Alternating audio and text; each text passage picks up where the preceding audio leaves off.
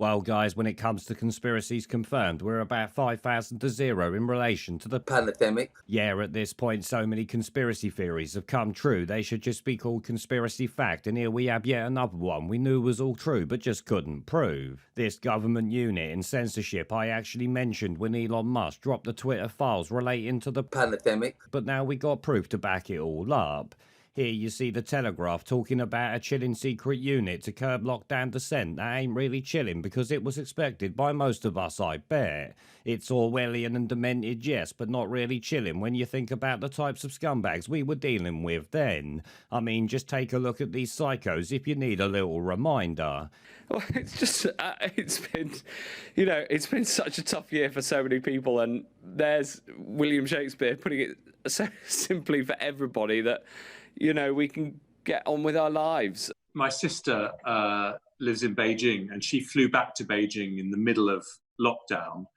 And just to give you an idea of the contrast, she was escorted from the airport in Beijing to her home by Ministry of Health officials, and then put into her home for 2 weeks quarantine. The door was sealed, and she had a police car sitting outside her house periodically.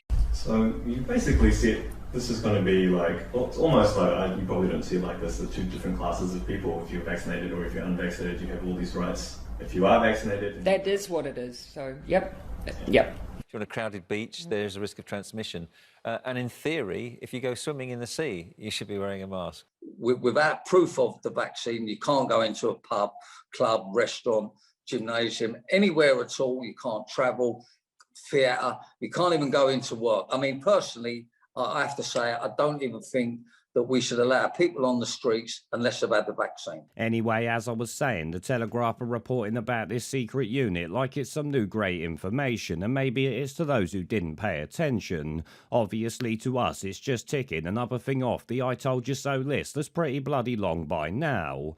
Somehow, I told you so just doesn't quite say it. A secret government unit worked with social media companies in an attempt to curtail discussion of controversial lockdown policies during the pandemic. Or in other news, water is wet. We all knew it was going on, but the Telegraph think this is new, so let's see what else they've got to say. The counter-disinformation unit was set up by ministers to tackle supposed domestic threats and was used to target those critical of lockdowns and questioning the mass vaccination of children.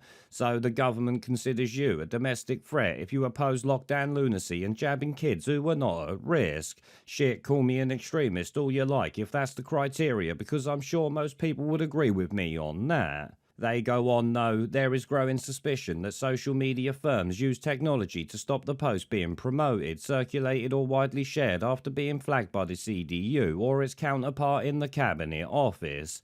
Wow, this Telegraph Pratt really is wet behind the ears, ain't he? He's clearly got no idea about social media or the internet for that matter. I mean, he thinks social media companies stopping content being shared required some new technology or something when all they did was screw up the algorithm. Yeah, social media companies admitted to this at the start when they said they'd push mainstream media lies over independent creators, which the Telegraph knows about and enjoyed at the time. Here they go on, though. Documents revealed under Freedom of Information requests showed that the activities of prominent critics of the government's COVID policies were secretly monitored. That ain't really secret, we all know it was being done. An artificial intelligence firm was used by the government to scour social media sites. The company flagged discussions opposing jab passports, which likely puts us all in there. Many of the issues being raised were valid at the time and have since been proven to be well-founded. Once again Orwellian, but hardly surprising, and something that was called a conspiracy theory at the time, let's remember. Now, I am glad that the Telegraph admitted there that we was right all along, though, because you won't see the BBC doing that. And speaking of the BBC, I'm sure it shocks none of you to hear they're involved in all this. Here it states the BBC also took part in secretive meetings of a government policy forum to address the so-called disinformation. Ah yes, we all know the BBC love disinformation, as their new BBC Verified bullshit proves, but like I said, I bet this shocks none of you. Either way though, know that these disinformation units are still hard at work as we speak, just ready to move on to the next agenda that must be defended from the truth. The agenda's usually easy to spot because it's always the one you're not allowed to criticise, like bat flu or the Great Climate Con that has people believing that paying more tax will change the bloody weather.